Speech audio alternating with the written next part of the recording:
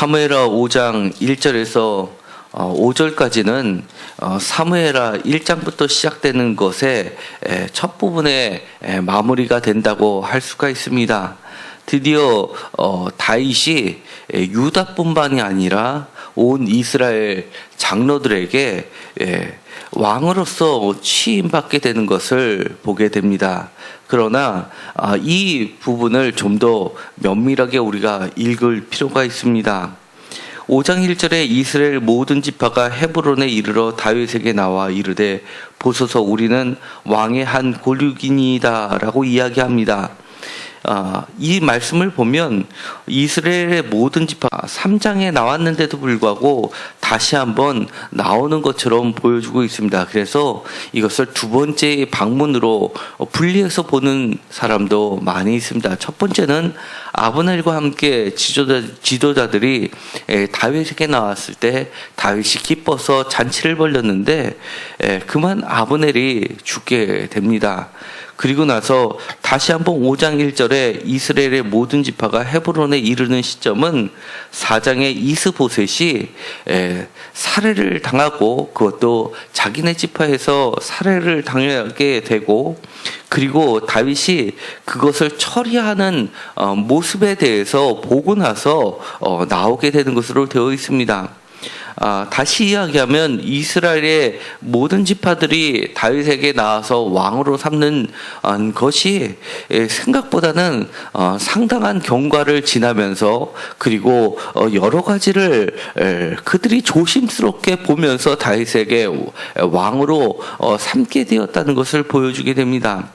4장에서 이 불의의 악 앞에서 다윗이 타협하지 않고 그리고 그것을 판단하면서 거부한 것에 대한 이스라엘 사람들의 환영이라고 할 수가 있습니다. 첫 번째, 다윗은 자신에게 이로움이 된다고 그것을 선이라고 받아들이지 않았다는 겁니다. 많은 사람들이 세상에 살면서 자신들한테 이익이 되면 그것이 선이다라고 포장하는 경우가 많은데 우선 다윗은 그것을 거부한 것에서부터 사람들로부터 신임을 얻었음을 보게 됩니다. 그러나 문제는 그것이 도를 넘었다는 것이 하나님 앞에서는 우려가 되는 부분이었고 또 이스라엘 모든 지파에게도 우려가 되는 부분입니다. 처음에 사울과 그의 아들 요나단을 죽인 사람, 특별히 아말렉 사람을 쳐 죽일 때는 명분이 기름 부음 받은 자를 두려워하지 않고 손을 댄 것에 대한 다윗의 올바른 선과 악의 판결이었습니다. 그러면서 그 사람들을 죽음으로써 대응했습니다. 이 이야기는 기본적으로 왕이 될 자질을 싸움만 잘하는 것이 아니라 선과 악을 올바르게 판단하는 그런 판관, 그러니까 사사기 때부터 이어져 내려오는 전통을 이스라엘 사람들은 갖고 있었다는 것을 의미합니다. 가장 기본이 되는 법은 눈은 눈으로 이는 이로라는 그런 법입니다. 그것은 보복을 가능하게 하는 것이기도 하지만 반드시 1대1의 원칙을 지키라는 겁니다. 우리가 힘이 있을 때는 분하면 한 대 맞으면 2대, 3대 그렇게 때리기를 원합니다. 더 큰 폭력으로 갚아주고 싶은데 하나님은 그러지 말라는 것이 기본적인 원칙입니다. 그것이 고대 사회를 이끄는 아주 기본적인 법이었습니다. 기름 부은 자를 두려워하지 않고 죽이는 것에 대해서 그의 생명을 뺏는 것은 어떻게 보면 하나님의 법을 충실히 지켰다고 할 수가 있습니다. 그런데 두 번째는 아브넬을 죽인 것, 그리고 세 번째는 이스보셋을 죽인 것을 처리하는 방법에서는 그 원칙이 제대로 지켜지진 않았습니다. 두 번째는 아브넬을 죽인 것을 그 요압을 사실은 죽였어야 되는데 죽이지 못합니다. 요압은 힘이 매우 강했고 자신의 또 친인척이기도 하고 그리고 이 다윗 왕가의 어쨌든 간에 군대 장관이기 때문에 그를 치기가 매우 어렵습니다. 그렇지만 아브넬을 대신 극진히 장사를 지내면서 어느 정도 사람들의 마음을 사게 되었던 겁니다. 어쨌든 간에 거기에서는 하나님의 고대 사회를 이끄는 법칙이 정확하게 지켜지지 않았습니다. 마지막 세 번째, 자신한테 이익으로 돌아왔던 이스보셋을 죽인 것에 대해서는 더 죽음으로써 그들을 처리한 것까지는 어느 정도의 옳은 길을 선택한 것으로 보이게 되는데, 그들의 수족, 팔과 다리를 자르면서 그리고 그것을 장사 지낸 것이 아니라 그야말로 목가에 매달리면서 정말 많은 사람들이 볼 수 있게끔, 그리고 그 못가라는 것은 많은 사람들이 모이고 날마다 여러 가지 목적으로 사람들이 모이는 중심 지역이라는 것을 고려하면 매우 잔인한 방법으로, 그리고 만천하에 더 이상 이 왕가를 건드려서는 안 된다는 심한 자신의 정치적 도구로 활용한 면이 다분히 있음을 보게 됩니다. 그러니까 이것도 죽음으로 갚은 것에서는 이행을 했다고 볼 수 있지만, 그거보다 더 큰 폭력으로 과시하듯이 했다는 부분에 대해서는 우려가 되는 부분입니다. 어쨌든 간에 아브넬이 충실히 이스라엘의 지파들의 장로들을 설득시켰고, 그리고 또 첫 번째 부인이었던 사울의 딸 미가를 다시금 되찾아 줌으로써, 그리고 또 미가를 다윗은 가장 많은 부인들 중에 첫째 부인의 본처의 위치를 회복시켜 주면서 특히 이스라엘 지파의 중심 세력이었던 베냐민 지파 사람들에게 안심을 시켜준 것이 아주 큰 요인이 됐었던 것으로 보입니다. 첫 번째 했던 말이 바로 왕은 한 골육인이다라는 것을 통해서 알 수 있습니다. 미가를 통해서 베냐민 지파와 다윗 지파는 하나의 골육이었다는 것은 잘 알고 있습니다. 그런데 그것이 그들에게서는 큰 힘이 되었고, 미갈이 본처의 위치를 차지함으로써 다른 가문보다 우선 상위 가문에 속하게 됐음을 통해서 그들은 안심할 수 있었던 것을 보입니다. 또 한 가지 골육에 대한 해석이 있습니다. 여기서는 단순한 혈육 관계를 의미하는 것보다 생사를 같이 했다라는 이스라엘의 히브리적 속담으로서 그들은 표현하고 있음을 보게 된다는 겁니다. 많은 전쟁을 통해서 그들과 다윗은 함께 싸움에 임했고, 그렇기 때문에 이것이 바로 골육, 뼈와 살이라는 의미는 그들에게 단순히 인척관계를 넘어서 생사를, 고생을 같이 했었던 그런 관계라는 것을 보여주고 있다는 겁니다. 또 한 가지 다른 해석은 세 번째 해석인데, 그것이 바로 브루지맨이라고 구약에서 아주 대단한 신학자인데, 이것은 창세기에 있었던 아브라함이 자신의 부인 이브를 깨어나서 만났을 때 했던 말, 내 살에 뼈 중에 뼈요 살 중에 살이라 라는 뼈와 살의 그 의미를 담아내고 있다고 이야기합니다. 그러면서 하나의 유대 지파와 이스라엘 온 지파가 하나가 되는 것은 마치 부부관계에서 새로운 결혼식을 하는 것처럼 온전한 하나를, 한 몸을 이루게 되었다는 것을 나타낸다고 보고 있는 겁니다.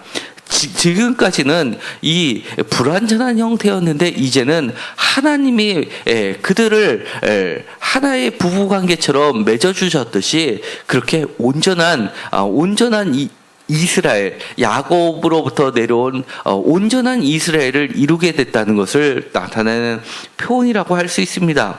이 셋 모두 충분한 이야기 근거가 될 수 있습니다. 그러면서 2절에 보면 이렇게 이야기합니다. 그들은 사울 때부터 다윗과의 관계를 이야기합니다. 그러면서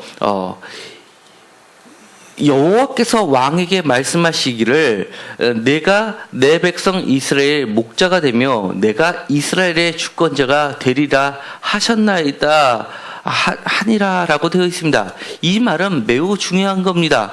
왜냐하면 이스라엘 백성들이 다윗에게 왕으로 삼겠다라고 마음을 먹은 근거가 다름이 아니라 여호와라는 근거를 대고 있는 겁니다. 원래는 이 목자라는 개념은 사실은 신에게 붙여졌던 칭호입니다. 그런데 이것이 이스라엘 백성들에게 왕에게 목자라는 명칭을 타이틀을 붙이는 것은 다윗에게 처음 붙여지게 됩니다. 그리고 이것은 그 이후에 이스라엘 백성들에게 있어서 영원한 왕의 명칭으로서 특별한 관계를 나타낼 때 계속해서 지속적으로 사용됐던 타이틀입니다. 시편 23편에서는 다윗은 이 목자라는 개념을 자기한테 돌리지 않고 여호와께 돌리고 있음을 통해서 매우 오래된 전통을 나타내는 겁니다. 이 이야기는 이들이 다윗을 왕으로 삼으면서 다윗에게 기대했던 바가 있다는 겁니다. 원래 목자라는 것은 이 이스라엘 사람들보다 훨씬 이전에 있었던 가나안의 주민, 그리고 더 나아가서 아카드, 수메르인들까지 해서 신에게 붙여졌던 그 속성을 다윗에게 돌리면서 그가 왕으로 삼을 수 있는 근거도 여호와지만 너에게 왕으로서 삼는 이유는 당신 다윗도 여호와께서 우리를 그렇게 목자로서 살펴주셨듯이 그렇게 해달라는 소원을 나타내는 겁니다. 폭군이 아니라 목자로서 우리를 다스려 달라고 당부하는 것입니다.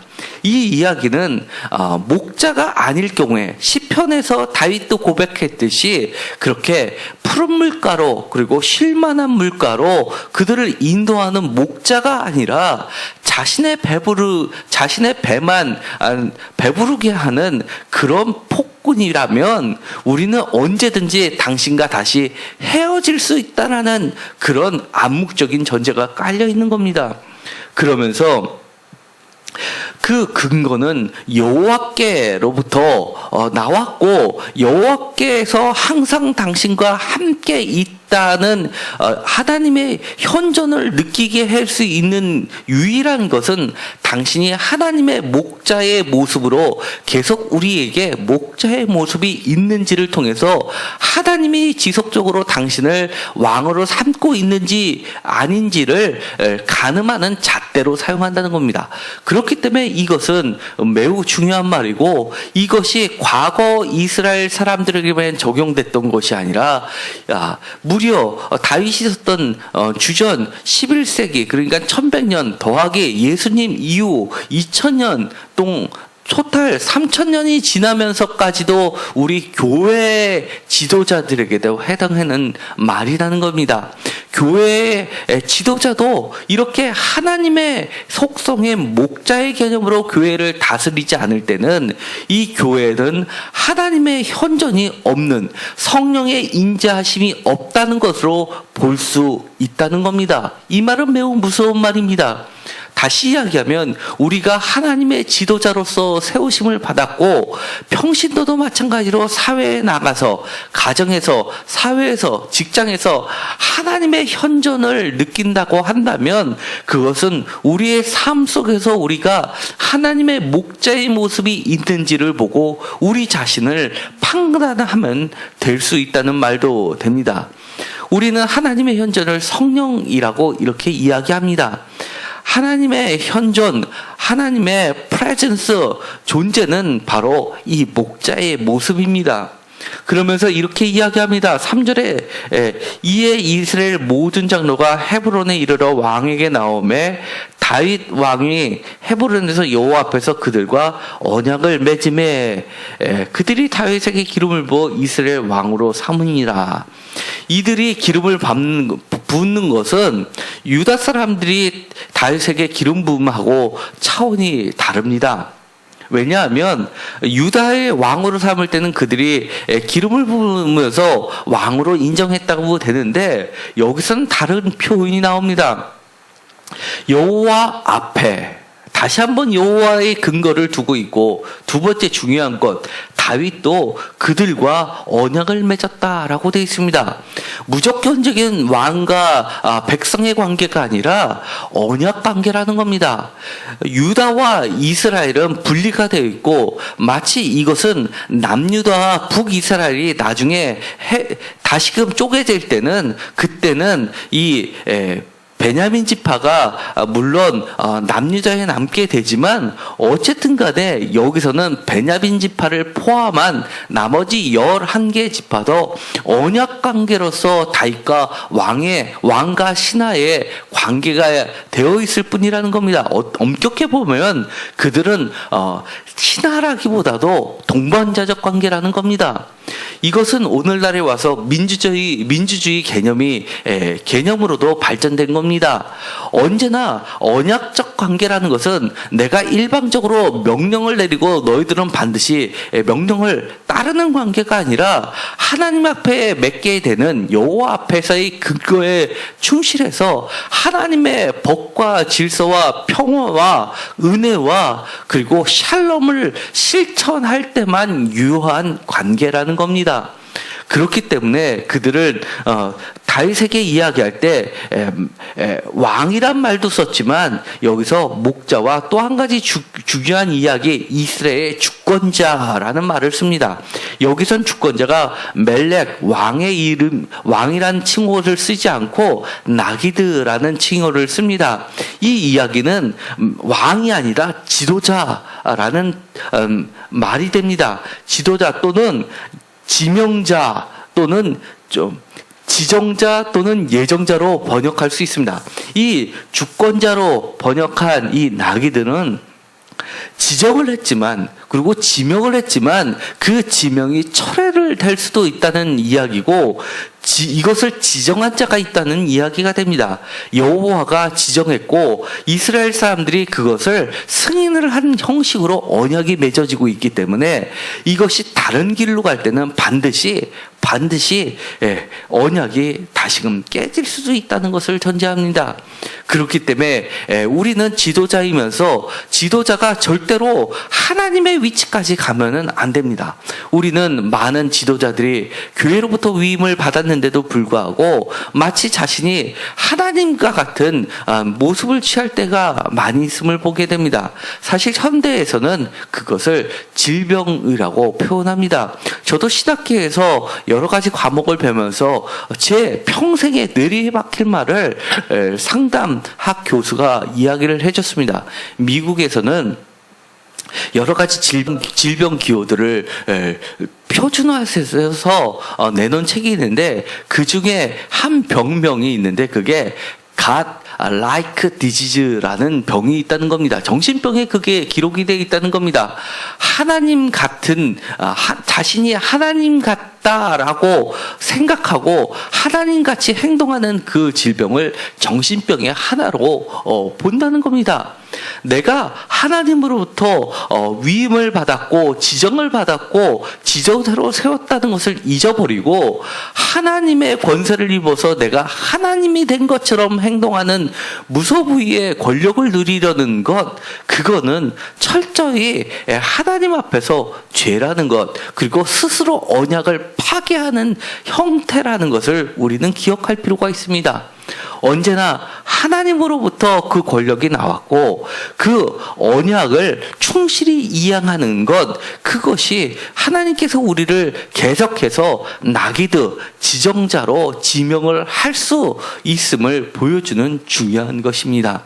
그렇기 때문에 다윗은 끝까지 자신의 사명을 감당할 때까지 이 언약적 관계를 충실히 지키려고 애를 썼다는 것이 그를 영원한 왕의 칭호를 받게 되는 겁니다. 그렇기 때문에 예수님에게 또 적용됐던 것, 다윗의 자손, 이스라엘의 왕이라는 표현은 이처럼 이 이스라엘 사람들에게 강력하게 심겨진 것, 그것은 바로 하나님 앞에서의 언약관계의 지정자 또는 주권자 또는 목자라는 중요한 그런 개념이 그들에게 있었다는 것을 보여줍니다.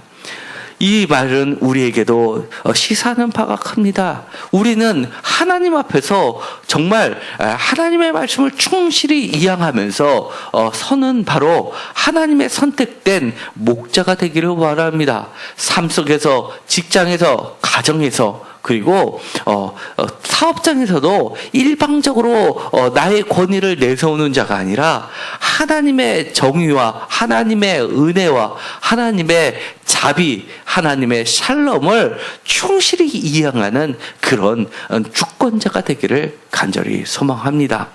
이 말씀을 통해서 오늘 이 시간 내가 하나님을 정말 닮고 있는지 닮고 있지 않은지 그것이 나의 소원이 되기를 간절히 기도해 봅니다.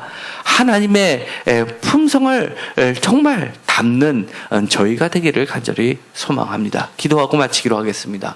하나님 감사합니다. 하나님께서 이 다윗을 왕으로 세워주실 때의 모습을 우리가 보게 됩니다. 우리가 하나님의 근거에서부터 출발된 그런 지정자가 되기를 원합니다. 하나님의 목자의 모습이 우리의 모습이 되게 하여 주옵소서. 끊임없이 하나님의 언약적 관계라는 사실을 잊지 않게 하여 주시옵시고, 하나님의 정의, 하나님의 평화, 하나님의 자비, 하나님의 선하심을, 그리고 하나님의 자비하심을 늘 기억하고 그 모든 것을 나의 품성에 담아서 하나님의 목자의 모습으로 이 땅에 살게 하여 주옵소서. 우리가 그 하나님의 속성을 충분히 담아낼 때 하나님께서는 우리를 지도자로 세워주시는 언약적 관계에 놓여 있다는 사실을 기억하게 하여 주시옵시고, 날마다 주님을 닮아가는 우리가 되게 하여 주옵소서. 예수 그리스도의 이름으로 기도드렸습니다.